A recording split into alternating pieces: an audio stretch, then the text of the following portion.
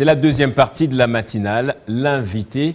Je suis heureux de recevoir ce matin pour la première fois, après des longs échanges à distance, une émission tournée même virtuellement, le professeur Daniel Djedi Njongambolo. Je l'ai annoncé plus d'une fois depuis le début de la matinale. C'est un jeune professeur de droit, mais déjà déclaré savant. Alors, la RDC a besoin des personnes qui inspirent, des lumières en tout cas. Voilà une qui est là avec nous, dont le parcours certainement va inspirer beaucoup d'entre nous qui suivons cette émission. Bienvenue à vous également, madame, monsieur. Si vous venez de nous rejoindre, c'est la matinale qui se poursuit. Je vais donc dire bonjour à mon invité, le professeur Daniel Djedi Njongambolo. Bienvenue, professeur, bonjour à vous. Merci beaucoup, cher Gaëtan, et bonjour, bonjour à vous et bonjour à tous ceux qui nous suivent ce matin. On se voit finalement, professeur, après avoir échangé beaucoup d'écrits, beaucoup de textes, et même cette émission qu'on a fait sur le droit des affaires il y a 3 années passées. Exact. Alors j'étais vraiment, je dirais, dans l'expectation de pouvoir vous rencontrer, et ce jour à Kinshasa m'a permis de pouvoir vous avoir ici sur le plateau de Télé 50. Alors, pour la petite curiosité, vous êtes ici à Kinshasa pour quel but? Oui. C'est un plaisir partagé, mon cher Gaëtan. Oui. C'est vrai qu'on s'était déjà connus à distance, on a fait une émission et j'étais vraiment impatient et heureux de pouvoir vous voir physiquement ici sur le plateau de Télé 50. Oui. Et en fait, bon, je suis ici pour 2 types d'activités. La première activité, vous savez que je suis aussi avocat, avocat d'affaires, donc je suis avocat senior au sein du cabinet d'avocats d'Adwolf RDC. C'est un cabinet d'avocats belge qui est installé ici, qui est spécialisé en droit des affaires. Droit des affaires, c'est vraiment très générique là. On est spécialisé dans plusieurs questions thématiques juridiques, le droit minier, le droit fiscal, le droit bancaire et financier, le droit immobilier, droit qui touche aux ressources naturelles. Et donc je suis très content toujours de revenir ici dans le cadre de ces activités. Je suis aussi ici parce que je suis professeur associé à l'université de Tchoumbé dans le Sankuru. Alors, on évoquera toutes ces questions en tout cas. Vous me permettez de faire une petite présentation de vous en liminaire, mais le début de l'émission va être consacré à votre parcours. Merci. Vous allez nous dire comment vous avez commencé jusqu'à devenir professeur d'université à l'Université de Montréal, à être spécialiste des questions de droit des affaires, dans la fiscalité également, appartenir à des grands cabinets d'avocats. Alors, pour ce qu'on peut retenir de vous, c'est que vous êtes docteur en droit, professeur, associé à l'université de Tchoumbé, professeur de droit à l'université de Montréal. Vous avez rejoint, je ne sais pas si vous êtes toujours là, le Centre de droit des affaires et du commerce international. En sigle, c'est le CDACI. Vous êtes chercheur également là-bas. Vous faites partie de beaucoup de centres de recherche en droit public également. Alors, vous avez un master en droit des affaires et fiscalité de l'université d'Orléans en France, et vous vous intéressez à la question de la gouvernance des coopératives, et vos recherches ont porté sur les principes québécois de l'impartageabilité de la réserve de coopératives non financières. Ça, c'est ce que moi je peux dire de vous, mais maintenant vous diriez vous-même ce qu'on peut retenir de vous. On commence par le début. Vous commencez par le début. Vous êtes né à Kinshasa, mais vous êtes du Sankuru. Exact. Vous avez étudié à l'Athénée de la Gombe. Oui. Alors, merci mon cher Gaëtan. On ne peut pas faire mieux là. C'est une présentation excellente. En peu de mots, vous avez tout dit. Merci. Et c'est pas facile de parler de soi, vous voyez. Raison pour laquelle je suis là pour vous mettre le maître de l'eau au moulin, quoi. Exact, en vous relançant avec des petites questions comme ça. Tout à fait. Alors moi, je suis congolais, donc je suis originaire du Sankuru. Je suis né ici, j'ai étudié à l'Athénée de la Gombe. D'ailleurs, je salue mes camarades qui me reconnaissent ce matin. Donc, j'ai étudié en section commerciale où j'ai obtenu mon diplôme d'État. Par la suite, je suis allé en France pour poursuivre mes études universitaires. Donc, j'ai commencé ma première année à la Sorbonne et ensuite, je suis allé à Orléans. C'est une ville à 1 heure de Paris, moins bruyante là, d'accord. Je cherchais un endroit beaucoup plus calme parce qu'à Paris, j'habitais à côté de Bataclan, là, c'est vraiment dans le 11e. Alors j'avais besoin de me concentrer, donc j'ai transféré mon inscription pour l'Université d'Orléans, où j'ai obtenu donc ce qu'on appelle l'équivalent du graduat ici. Ensuite, la licence en droit privé, le Master 2 en droit des affaires et fiscalité. Alors par la suite, j'ai travaillé pendant 2 ans comme juriste en droit des sociétés dans un cabinet d'expertise comptable. Donc là, je m'occupais des créations de sociétés. et des montages fiscaux pour les sociétés déjà constituées ou en création. Et là, j'avais un professeur qui me suivait parce que j'étais major de promotion. OK. Alors, il voulait que je fasse une thèse de doctorat. Il me dit, mais attendez, moi, je ne peux pas vous laisser finir juste juriste ou avocat. Il faut avait vu quelque chose en vous, quoi. Exactement. Vous, Et donc, vous le voyez aussi vous-même, cette chose, ou comment? Bon, vous ne ne laissiez pas emporter par le bruit de tous les jours, aller faire des sorties avec des amis, ou vous contentez simplement du fait d'être juriste, plutôt, c'était quelque chose aussi, hein? Absolument, ouais. absolument. Ouais. Et vous savez que quand on est là-bas, on est très jeune, il n'y a pas de parents, vous êtes seul, vous êtes capable de tout faire, tout ce que vous voulez en fait. Les opportunités sont là pour faire l'ambiance et tout ça. Mais je pense que c'est quelque chose qui vient de l'éducation. Donc depuis tout petit, j'étais persuadé que j'allais devenir un expert en droit des affaires. Je ne sais pas pourquoi. Alors, je me suis concentré et j'étais orienté vers le droit économique, justement, ce qu'on appelle ici droit économique, mais là-bas, on parle de droit des affaires. Alors, et lui, moi, je ne peux pas dire que j'ai vu cette lumière en moi parce que je ne me vois pas, en fait. Je dois peut-être me voir à travers le miroir, mais ceux qui me voient, qui me côtoient, remarquent des choses. Et quand vous tombez sur un enseignant qui voit un potentiel et qui vous dit non, non, non, il ne faut pas vous arrêter là. C'est ce que je fais aujourd'hui pour mes étudiants. Donc, il y en a qui vont s'arrêter pour être avocat et d'autres, je leur dis non, non, non, il faut poursuivre, il faut aller faire des études supérieures. Donc, c'est ainsi que j'ai commencé à développer un projet de thèse. J'ai été admis donc, à Assas pour faire mon doctorat. Mais mon sujet était un sujet interdisciplinaire, donc ce qui n'était pas encore encouragé en France dans les facultés de droit. Alors c'est comme ça que nouveau donc. Exact, c'était nouveau. Alors que en Amérique du Nord, notamment au Canada, c'était déjà d'actualité. On ne conçoit pas une thèse en droit sans faire appel à d'autres savoirs pour essayer de faire évoluer le droit. Donc moi j'étais plus dans le droit et un peu de gestion et un peu de sociologie parce que j'ai fait des enquêtes de terrain pour pouvoir analyser la question qui était objet de ma recherche, ce qui m'a permis de critiquer suffisamment la règle juridique et permettre une évolution dans ce sens-là. C'est comme ça que j'ai atterri à Montréal comme doctorant. Et voilà. Prenez l'inscription. Et j'ai pris l'inscription. Voilà. Alors, tout de suite, par rapport à mon profil, j'ai été bombardé des bourses pour pouvoir...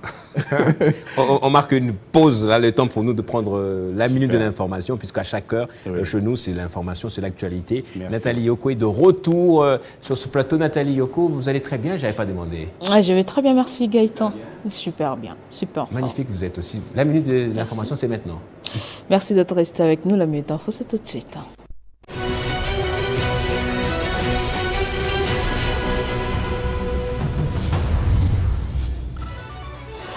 Contentieux de résultats des élections législatives provinciales à Kinshasa. Les audiences débutent ce lundi à la cour d'appel Kinshasa-Gombe. Cette première journée sera consacrée aux requêtes en contestation des communes de Gombe, Ngiringiri, Kitambo, Makala et Lingwala.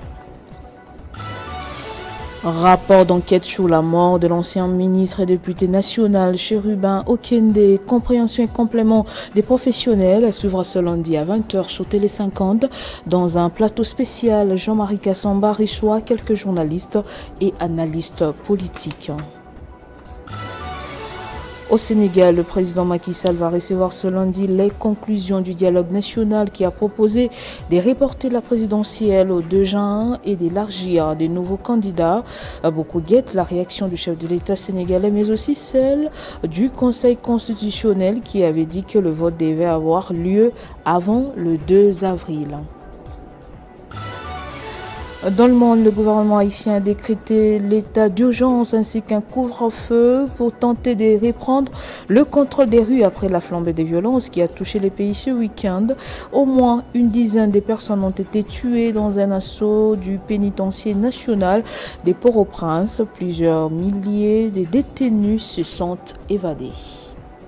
Merci de nous avoir suivis de partout. L'information reste en continu en temps réel sur votre télévision. Mais dans l'entretemps, 50 bonjours se poursuit. Retrouvez toute l'actualité en continu sur www.tele50.cd.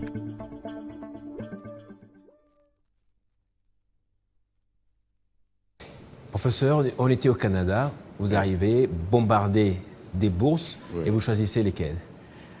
Ben, en fait, j'ai pris toutes les bourses qui étaient proposées Oui. parce qu'on vous octroie des bourses d'excellence sur la base de votre excellence académique. Et en tout cas, j'étais vraiment à l'aise par rapport à ce financièrement pour pouvoir me concentrer sur mes recherches doctorales. Et donc, une année, pratiquement 2 ans après le début de mes recherches, j'ai été embauché comme enseignant avant même de soutenir ma thèse de doctorat. Wow. Donc c'est là que j'ai commencé à enseigner À l'Université de Montréal. à l'Université de Montréal, Ouais. depuis 2013. Donc ma thèse, je l'ai soutenue en 2016. Alors c'est un parcours un peu bref là, qu'on peut, parce qu'il y a beaucoup de choses à dire, mais Ça, on c'est va vrai. rester quand même assez Oui. bref par rapport au temps qui nous est imparti. Justement. Et donc, et après avoir soutenu ma thèse, j'ai été approché par un autre professeur, Stéphane Rousseau, qui est le directeur actuel du Centre droit des affaires et du commerce international, pour un postdoc. C'est-à-dire, il m'a dit non, mais il faut faire un postdoctoral, parce que j'étais sur le sujet de ma recherche, j'étais le premier à avoir fait une thèse au Canada sur la réserve impartageable des coopératives non financières. C'est quoi? C'est un peu trop savant pour moi. Je sais pas, ça ne va pas me prendre tout le temps. S'il faut expliquer Tout à fait, l'impartageabilité, je sais pas. de la réserve. En fait, Bon. vous savez, les sociétés coopératives Oui. sont différentes des sociétés commerciales. Elles fonctionnent selon un certain nombre de principes et des valeurs qui sont édictés par l'Alliance coopérative internationale. Alors, parmi ces principes-là, qui sont repris dans les lois nationales, il y a ce qu'on appelle le principe de la réserve impartageable. C'est-à-dire, la coopérative est obligée, en fait, de créer une réserve légale qu'elle ne doit pas partager entre les coopérateurs. Ok. D'accord, parce qu'à la fin, on peut donner ce qu'on appelle la ristourne aux membres de la coopérative. Et cette réserve-là sert pour les générations futures, pour pouvoir intervenir dans les projets sociaux, les projets de développement. Donc, il était pour moi question de pouvoir l'étudier, si elle était en fait efficace et s'il y avait des exceptions par rapport à cela, parce que même si les coopératives ne sont pas des sociétés commerciales, mais elles évoluent dans un environnement concurrentiel avec des sociétés dites capitalistes.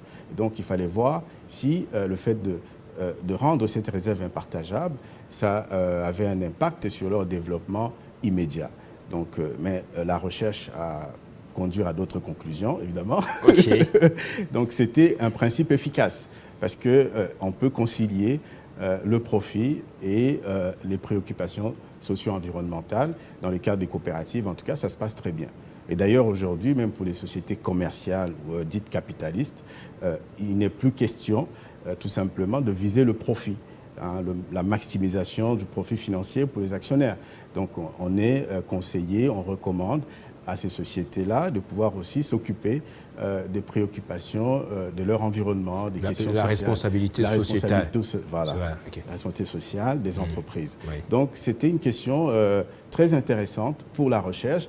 Et ça a été une recherche difficile parce que j'avais une ligne là, pour faire ma thèse. Et donc il fallait inventer, innover, pour arriver à faire une thèse de doctorat sur un paragraphe là. C'est-à-dire qu'on a juste une règle, réserve n'est pas partageable entre les coopérateurs. Ça s'arrête là. Il n'y avait ni jurisprudence, c'était un peu compliqué. Donc il fallait étudier, faire un peu de la philosophie, comprendre le sens des principes et des valeurs de ce type d'entreprise-là, pour essayer de discuter et puis d'aller voir sur le terrain comment les gens percevaient ce principe-là du point de vue du fonctionnement de l'entreprise. Donc on est arrivé à des conclusions intéressantes qui ont permis. Et donc après cette étude-là, Stéphane Rousseau, qui n'était pas mon directeur de recherche, m'a approché pour dire, lui il est spécialiste de droit des affaires, des questions de droit financier. Alors il m'a dit de faire un postdoc pour approfondir ces questionnements-là sur les mécanismes de gouvernance justement des sociétés coopératives. Donc c'est ce que j'ai accompli en 2017 et toujours à l'Université de Montréal. Et juste après ça, j'ai été intégré comme chercheur associé au Centre du droit des affaires jusqu'à ce jour. D'accord ? Et donc je m'occupe des questions de gouvernance des sociétés coopératives et des sociétés commerciales. Non, je fais des études comparatives sur ces questions-là. Et entre-temps, il me semble que vous êtes un professeur très apprécié aussi au Canada, avec des notes toujours élevées, à chaque fois des notes d'excellence. Et vous organisez des formations depuis le Canada. Oui. Vous formez des jeunes Congolais, vous retournez au pays. Voilà. C'est à l'université de Tchoumbé Oui. que vous êtes admis, en fait. Généralement, quand on revient de l'extérieur du pays, on attend à ce qu'on soit admis, soit, si ce n'est pas à l'université de Kinshasa, comme professeur associé ou dans d'autres universités. Oui. Vous allez à l'université de Tchoumbé. Oui. Comment c'est arrivé? Alors, d'abord, j'étais embauché à l'Université catholique du Congo en 2017 comme professeur associé. Oui. J'ai beaucoup apprécié, c'est très très bien, j'ai enseigné quelques cours, Oui. mais en même temps, j'étais embauché à Djibouti comme professeur également de droit des affaires. Alors, quand on est embauché, peut-être maintenant, ils sont un peu ouverts du côté de l'Université catholique ici, parce qu'avant, il n'était pas question d'être mobile. Donc, vous êtes embauché à temps plein, vous restez là. Alors que moi, j'étais professeur déjà à Montréal et à Djibouti. Donc, c'est pas... en fait, il y a eu une incompatibilité par rapport à mon statut. J'ai essayé d'avoir un statut à temps partiel, mais ça ne fonctionnait pas. Donc, voilà, j'ai dû mettre en suspens cette collaboration. Cette collaboration, voilà, avec l'Université catholique du Congo. Et par la suite, donc, je me suis concentré sur Montréal et Djibouti. Ouais. Et après, je me suis dit, non, le Congo, c'est ma terre, c'est mon pays de sang, donc je suis congolais. Il faudrait que je réfléchisse à comment apporter ma petite contribution à la formation académique, universitaire. C'est ainsi que j'ai été sollicité, enfin j'ai eu des échanges avec l'université de Tchoumbé, parce que je me suis dit, c'est peut-être en province où on a un peu plus besoin de nous. Donc c'est vrai que les conditions ne sont pas adéquates, c'est pas comme à Montréal ou à Kinshasa, mais il y a quand même cette volonté de pouvoir apporter quelque chose. Si on attend que d'abord ces endroits-là soient construits, voilà, on ne va jamais y arriver. Donc il faut commencer par quelque part. Donc c'est comme ça que je suis allé à Tchoumbé. Et d'ailleurs, j'ai une bonne nouvelle pour Tchoumbé. Justement, deux bonnes nouvelles. Oui. La première nouvelle, c'est que vous organiserez très bientôt une formation destinée aux entreprises. Oui. Et puis l'autre nouvelle, c'est un parrainage que vous avez obtenu de l'Université de Montréal pour l'Université de Tchoumbé. Tout à fait. Qu'est-ce qu'on peut en savoir davantage? Oui, merci Gaëtan. En fait, déjà, je remercie ici l'association des administrateurs du Congo et la société iPlus Consulting qui m'invitent régulièrement pour des formations destinées, en tant qu'expert évidemment, pour des formations destinées au conseil d'administration et des dirigeants des sociétés commerciales et des entreprises publiques. Donc déjà, j'ai donné pas mal de formations ici, à Kinshasa, dans ce cadre-là. Et c'est toujours dans cette perspective qu'on a pensé, enfin l'Université de Montréal organise une formation pour justement les entreprises commerciales et les établissements publics, une formation qui sera donnée à Montréal. Du 26 au 27 septembre. C'est une formation très, très fermée, là, et les places sont limitées, et elle portera sur la transformation des entreprises publiques dans le contexte du droit au RADA, d'accord? Donc il y a des entreprises publiques aujourd'hui, depuis la loi, si j'ai bonne mémoire, de 2008, qui sont passées, qui ont changé de statut. Alors, soit elles deviennent des sociétés commerciales, et donc régies par le droit commun des sociétés. Et le droit commun ici, c'est l'acte uniforme RADA révisé sur les sociétés commerciales et le groupement d'intérêt économique, ou bien vous avez des entreprises publiques qui deviennent des établissements publics. Alors, c'est important de voir comment le conseil d'administration doit se comporter, quel est le rôle, quelles sont les responsabilités des conseils d'administration dans le cadre des sociétés commerciales, des entreprises publiques transformées en sociétés commerciales, mais aussi dans le cadre des entreprises publiques tout simplement. Donc comment le droit au RADA s'applique, parce que le droit au RADA définit les différentes formes juridiques qui permettent d'exploiter une entreprise ici et fixe aussi les règles en matière de constitution et de fonctionnement des sociétés commerciales. Donc c'est important de connaître, lorsqu'on est dirigeant d'entreprise, de connaître les implications de ce type de normes dans la gestion quotidienne ou dans la gouvernance de l'entreprise. Alors c'est pour ça que cette formation, cette fois-ci, sera donnée à l'Université de Montréal et les participants. Sera donné physiquement ou en présentiel. En présentiel. En présentiel. Alors, vous avez déjà eu des contacts avec des entreprises publiques qui ont accepté de pouvoir participer, ou vous êtes venu pour ça aussi? Alors, il y a des gens qui, en fait, comme je dis, c'est fermé, donc il y a des gens... C'est fermé, exact, qui doivent contacter donc, le service de communication de l'université qui s'occupe de la gestion de cette formation et voir si on peut les inscrire, parce que c'est pas tout le monde qui peut être admis à suivre cette formation-là. Donc ça, c'est vraiment, on va dire, en termes de formation, comme expert, comme je vous ai dit, donc je suis avocat, donc c'est dans ce cadre-là qu'on arrive à intervenir de manière technique pour aider les entreprises. Alors, l'autre information, c'est que l'Université de Montréal parraine un projet très important ici, qui est l'ouverture d'un master spécialisé en droit des affaires. Le but, c'est de former des juristes en droit des affaires ici dans notre pays. Et ce master sera ouvert à l'Université de Tchoumbé. Ce ne sera peut-être pas à Tchoumbé même, mais ici, on peut avoir un local pour commencer la première année en attendant d'avoir des conditions adéquates. Une sorte d'extension de l'université de Tchoumbé dans la capitale. Ça arrive aussi. On dit que Oxford, ce n'est pas une université à un même endroit. Il y a des départements qui sont un peu éparpillés. Alors, comment ça va se passer? Le droit des affaires, ça existe aussi ici, déjà, non? On parle de droit économique et social. Oui. On peut dire que c'est l'équivalent. Oui. Et droit des affaires, c'est un terme générique. D'accord? On a plusieurs thématiques à l'intérieur de cela. Le droit bancaire, le droit des sociétés en lui-même, la création de sociétés. Alors, le droit financier, etc., technologie nouvelle, sont des thématiques qui sont dans le terme générique du droit des affaires. Alors oui, lorsqu'on parle de droit économique et social, on touche à ces questions-là. Donc je pense que c'est un peu synonyme de droit des affaires. Alors l'idée, c'est vraiment avoir des spécialistes sur ces questions-là qui peuvent répondre de manière efficace aux problématiques posées par la gestion des entreprises. D'accord? Alors, ce master-là, il est important pour nous parce qu'il y aura l'intervention des spécialistes de Montréal qui vont venir pour renforcer la formation des jeunes qui seront recrutés pour suivre cette formation.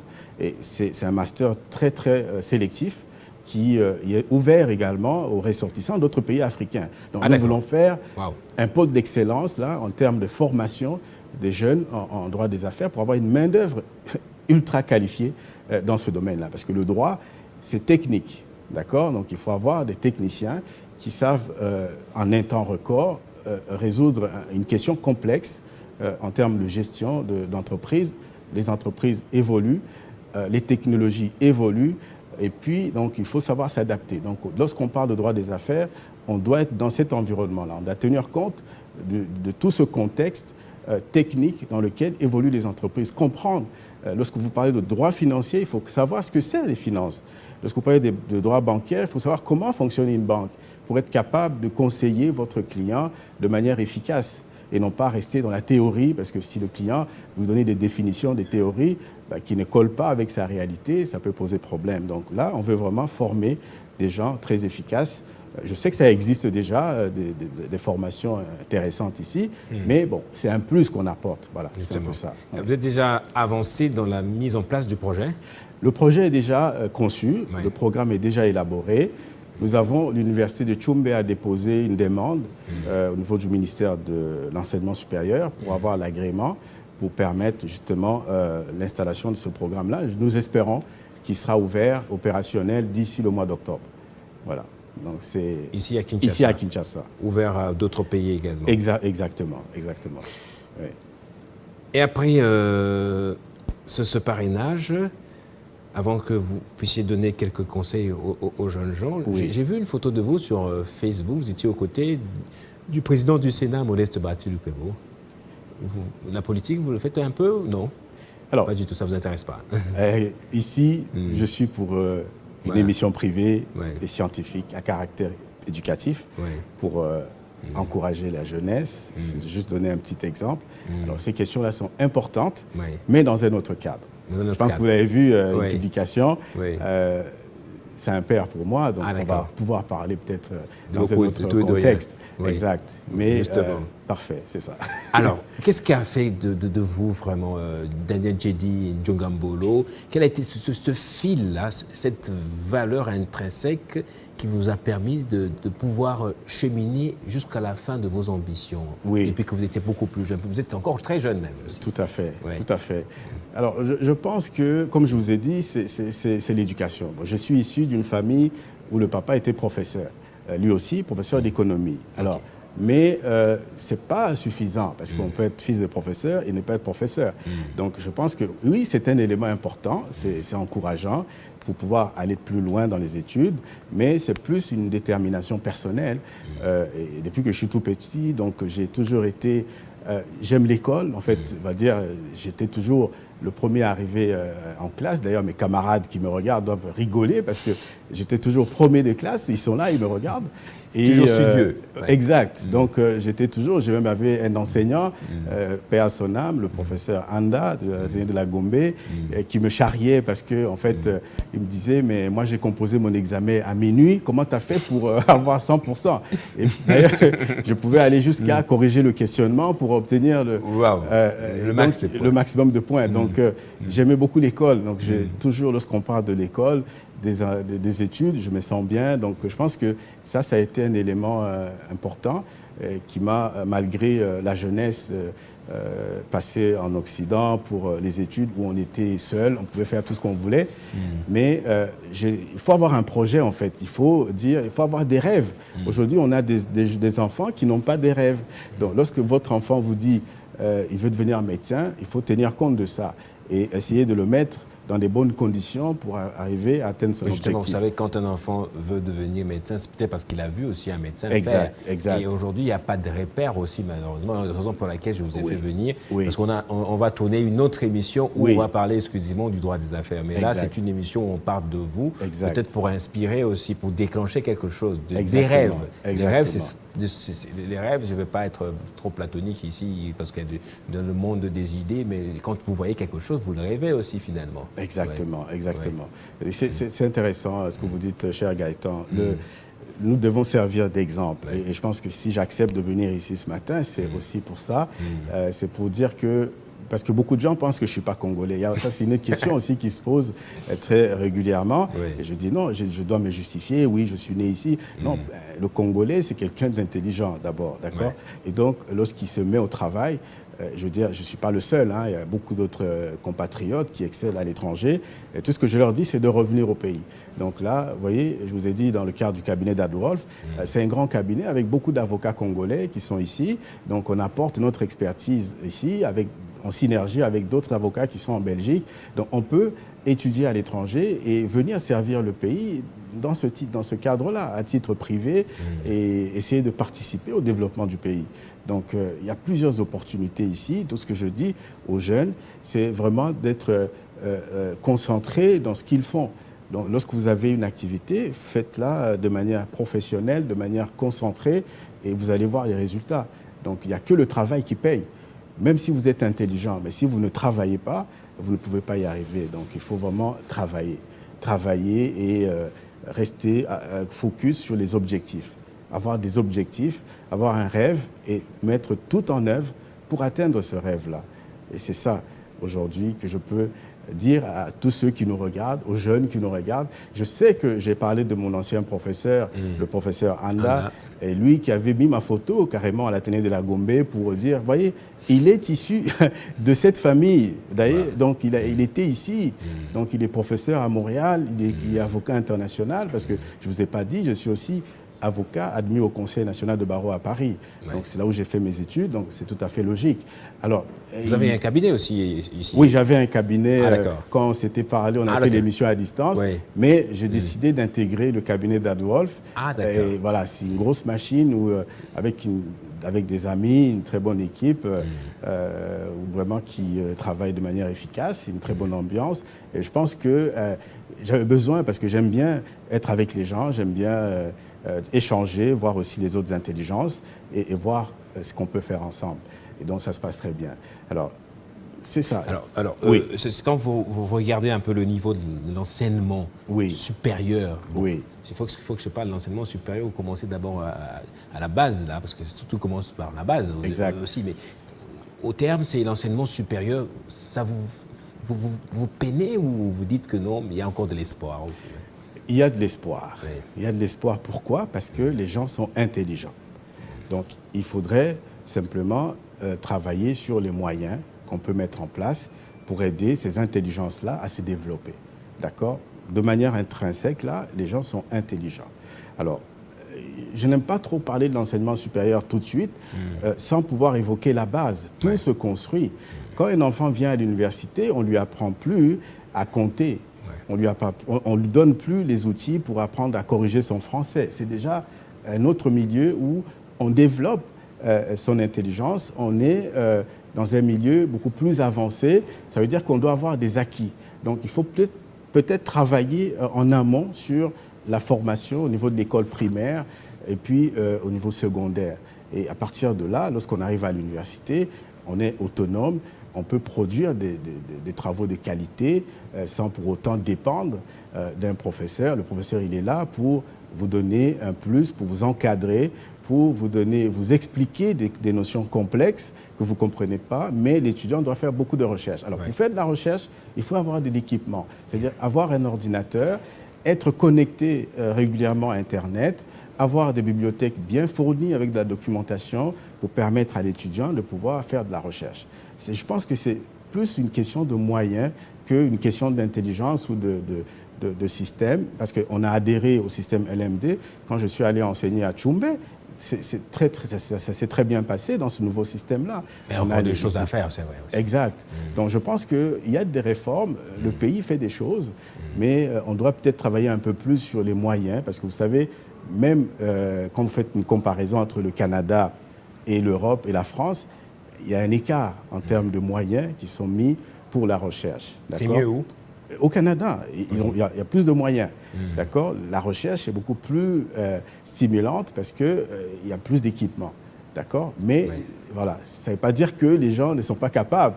Donc si on met des moyens, je pense qu'on peut arriver au même niveau que le reste du monde. Il y a de l'espoir. Voilà. Professeur Daniel Djedi Ndiogambolo, merci d'être passé sur le plateau de Télé 50. Votre séjour va justement prendre fin, mais vous reviendrez, c'est ça? Oui, absolument. Et là, on pourra avoir cette émission sur le droit des affaires. Avec plaisir, mon cher Gaëtan. Merci encore une fois. Je vous en prie. On va rester ensemble pour poursuivre cette matinale. Après le professeur Daniel Djedi, je vous annoncerai le prochain invité après cette pause.